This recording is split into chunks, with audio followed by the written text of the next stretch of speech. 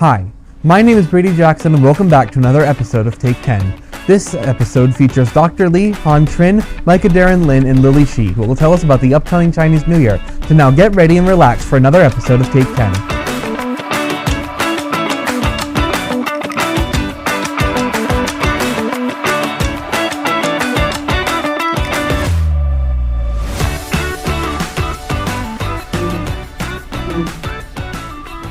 So, who am I here with? Introduce yourself.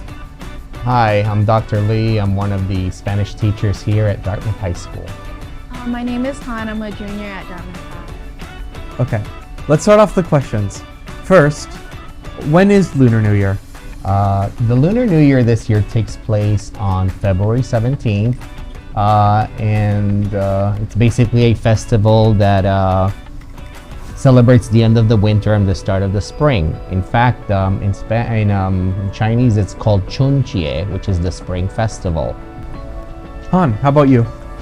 So in Lunar New Year in Vietnamese, it's called Năm Mới, and usually it starts around the time when the moon resets. So it's back to its, I can't find the word. Agricultural roots? Yeah. Pretty much. Yeah, in fact, it's celebrated not just by Chinese and Vietnamese people. It's basically celebrated in many parts of East Asia. Traditionally, Koreans, Vietnamese, Chinese, Mongolians, and Tibetans. We basically celebrate this holiday. It's the major holiday of the year. That's interesting. So what does Lunar New Year celebrate? Basically, it's a family celebration. Unlike New Year celebrations in the United States or much of the West, where the emphasis is on partying and going out with friends, the Lunar New Year is basically a family holiday. People travel from near and far to be back with their families. In fact, the Lunar New Year is considered the world's largest mass migration. In China alone, every year around the world, I should say, there's over 9 billion tickets, whether it's plane, train, or whatever mode of transport, that are booked worldwide during this event. Some fun fact. How long has it been celebrated for? In fact, the Chinese started the celebration. Chinese is the longest continuous civilization. So this tradition has been going on for over 3,000 years, and this year, according to the Chinese calendar, will be year 4,724. Wow. What differs from Lunar New Year celebrations in the U.S.? In the U.S.,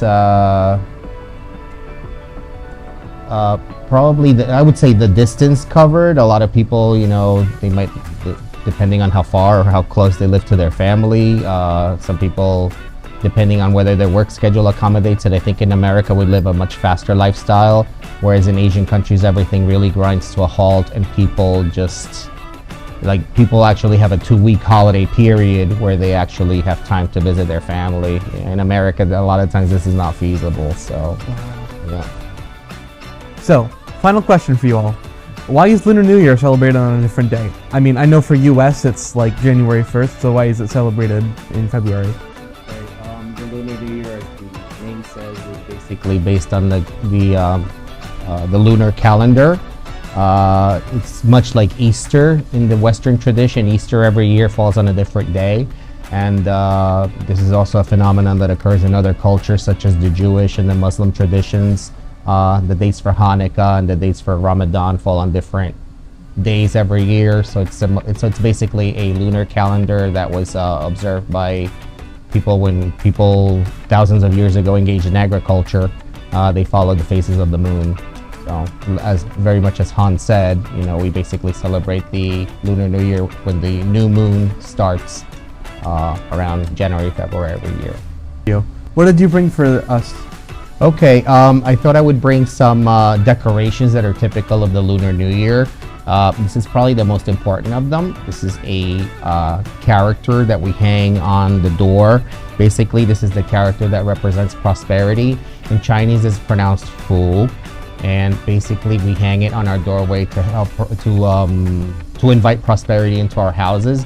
What is sometimes done in some homes is they will hang it upside down, because the Chinese phrase for the Chinese phrase is 福到, which means prosperity is upside down, but it also it also sounds the same as if you were to say prosperity has arrived.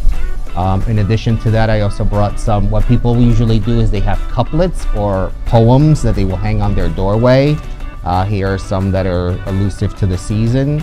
This one is 龙马精神, which is basically may you have the strength of may you have the spirit of the dragon and the strength of the horse. Another one here is 老少平安, peace to young and old. And also this one is school related, 学业进步, may you make progress in your studies in the coming year. Okay. Something else that is typical of the season is these are basically like envelopes that are filled with money. Traditionally, you will notice that a lot of the props that have brought are red. Red is considered a lucky color.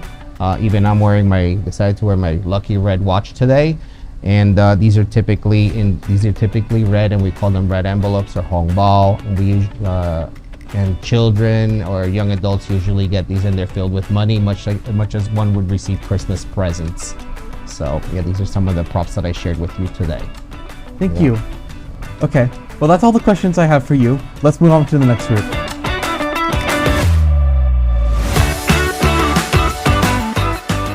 So, we're back with our second group of guests. Why don't you introduce yourself? I am Micah Darren Lim, a freshman at DHS. I'm Lily Shi, and I'm a freshman too. Now that you have introduced yourself, let's get back to the questions. What traditions are commonplace during the celebration? On Lunar Year, people clean their house before so they could sweep away the bad luck, and it's traditional to have big family dinners. And there's also dragon dances that take place. Mm-hmm. Yeah, and like usually the red envelopes, like they represent like wealth and like all that stuff. That's like. Okay, what are the zodiac signs and what do they represent? So the zodiac signs are like all animals, and there's 12 of them, and like each animal like represents like different like traits and stuff, and they cycle through 12 years. And the order of the animals was decided by a race that happened between all of them. And this year is the year of a horse that represents energy and freedom. That's awesome. What types of food are present at the celebration? But there's fish for abundance, dumplings for wealth, noodles to have long life, and then oranges and tangerines for good luck. Those all sound great. Is there anything else you want to say to the audience about the Chinese New Year? So Chinese New Year is the end, like it celebrates the end of winter and like the start of spring. So like it's also commonly known as the Spring Festival. And it's a big holiday for many Asian families because it's honoring your culture. It's about renewal and bringing hope for the next year. We've unfortunately run out of time. Thank you for coming on and talking with me. Welcome. Thank you. Thank you.